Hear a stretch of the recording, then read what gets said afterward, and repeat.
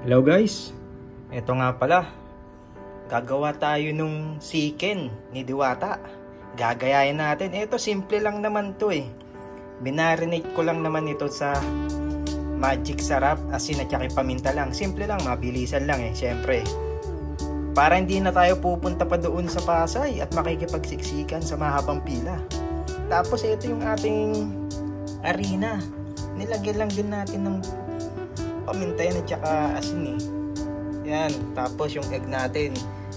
Tapos habang piniprepare natin, nagpapainit na rin tayo. Yan, ng mantika, nagpapainit na tayo. Nagugutom na nga ako eh. Kasi lagi kong nakikita yung Diwata na yan eh. Lagi kong nakikita sa Facebook eh. Kaya nagcrave ako ng chicken eh. Kaya lang naman yung mga ingredients natin eh. So ang gagawin natin ngayon ito, chicken natin. Lagyan natin dyan. Lagyan natin ang breadings nya. Yan yung ginawa nating harina na meron lang asin, paminta para may lasa. Tapos ang ginagawa ko kasi, nakakabit ko pa siya ngayon dito sa egg para mas masarap, diba? Yan, para mas kumapit. Yan o,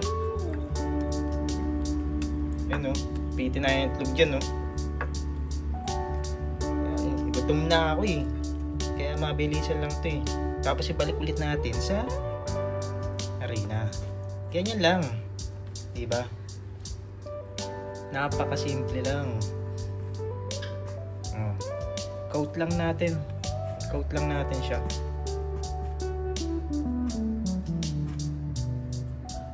Ganyan lang.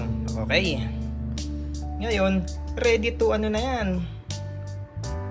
Ready to pirito na. Lalagay na natin sa kawali natin yan.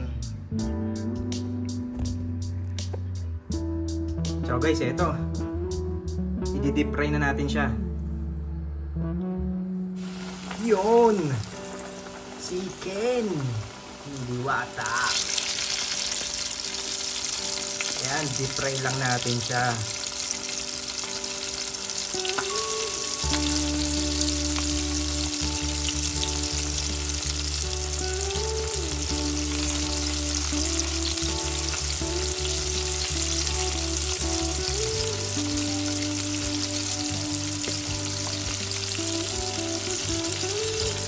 Yung rice ko, hihintay na.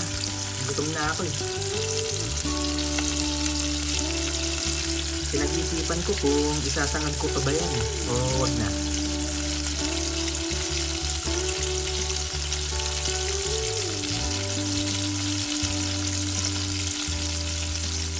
Sangag daw. Yung nagre-request, sangag daw.